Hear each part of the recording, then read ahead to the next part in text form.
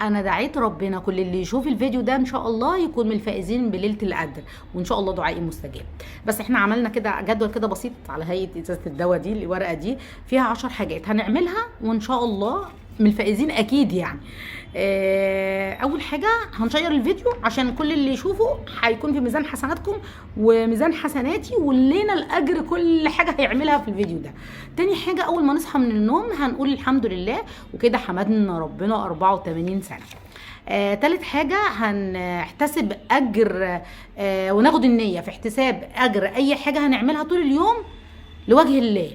فخلاص كده عايزه اقول لكم اي حاجه هتعملوها طبعا مهما كانت كبيره خلاص انتم محتسبين النيه فيها. طب مهما كانت صغيره اقل حاجه بتعملوها يعني حتى مش بارادتنا اللي هو النفس، طب لوجه الله فتخيلوا بقى احنا هناخد ثواب قد ايه في احتساب النيه. رابع حاجة هنكون على لساننا على طول ذكر اللهم انك عفو كريم تحب العفو فاعف عنه. هنقوله طول ما احنا ماشيين في مواصلاتنا، قاعدين رايحين شغلنا، رايحين درسنا، بشتغل في البيت، على طول نقول الذكر ده على لساننا وهنصادف ان شاء الله ليله القدر. هيبقى يعني 84 سنه ذكر اللهم انك عفو كريم تحب العفو فاعف عنه. خامس حاجه صله الرحم. ويا سلام لو صله الرحم دي الناس قطعتنا، يعني احنا ما عملناش حاجه بس هم قطعونا. بصوا بمكالمه، بالزياره، اللي انتوا عايزين تعملوه بكلمه طيبه لصله الرحم. وانتوا عارفين ليس الواصل بالمكافئ ولكن الواصل اذا قطعت رحمه وصلها. طيب سادس حاجه هتكون ايه؟ هتكون الصدقه. شوفوا انتوا عايزين تتصدقوا في ايه خلال ال10 ايام دول، كل يوم طلعوا صدقه لو بجنيه، والله العظيم لو بجنيه والله تتقبل ان شاء الله 84 سنه صدقه ولو بجنيه. طيب انا معيش فلوس خالص اطلع الصدقه، ودي يعني اصعب الاحتمالات. هتبسم في وجه اخيك صدقه. انت هتكوني مثلا بتشتري حاجه وتكوني لطيفه في التعامل، ما بتتفصليش كتير، صدقه. الكلمه الطيبه صدقه. تصدقوا باي حاجه مش لازم بفلوس، بس طلعوا صدقه عن نفسكم في اي حاجه. قابلتي جارتك شلتي منها كيسه، صدقه. صدقه على صحتك، يعني اي حاجه تعملوها صدقه. سادس حاجه لا سابع حاجه بقى هنصلي. الصلاه يعني الصلاه على اوقاتها، ودي احب الاعمال الى الله، الصلاه على اوقاتها. هنصلي صلاه على اوقاتها وهنصلي السنن.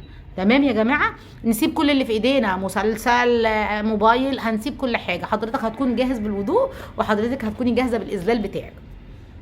تامن حاجه قراءه القران. هنخلي لينا ورد قراني يومي. طب صفحه، طب سطر. طب مش قادرين نقرا قران، هقول لكم على سر بقى. هنقول سوره الاخلاص 3 مرات، لان هي المره الواحده بتعادل ثلث القران، كده هنكون ختمنا القران في اليوم. تمام؟ اهو سر اهو، مش هتعبكم خالص.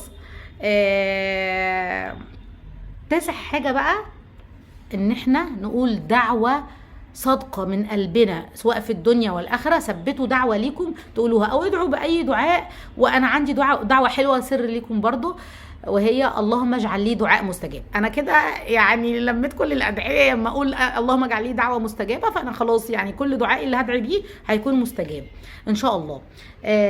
10 حاجه صلاه ركعتين في جوف الليل، قيام الليل او تهجد، اي ركعتين هتصليهم او ركعه واحده والله هتتحسب لك ثواب قيام ليل 84 سنه. طب اخيرا بقى انا عايزه اقول لكم كل الجدول اللي انا قلته لكم ده اللي فيه ال10 حاجات لو زدتوا عليه الله عليكم. يعني انا جبت لكم ابسط الحاجات اللي ما تتعبكمش، بس لو زدتوا عليه لكم الاجر والثواب 84 سنه عباده. انا غاده اتمنى لكم السعاده، اسيبكم في رعايه الله وامنه، والسلام عليكم ورحمه الله وبركاته.